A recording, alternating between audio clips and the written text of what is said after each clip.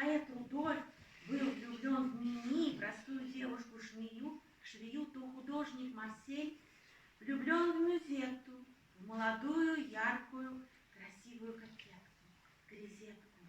Мюзетта пришла в кафе Немо со старым и богатым ухажером Альциндором, а в кафе уже сидят друзья: художник Марсель, бывший возлюбленный Мюзетты, философ Коллен, музыкант Шонар и поэт Рудольф с Мими. Мюзетте надоел ее старый ухажер, она пытается обратить на себя внимание Марселя. Поначалу Марсель не обращает на нее внимания, но когда она поет свою знаменитую песню в ритме вальса «Я весела, меня такой все знают», он сдается.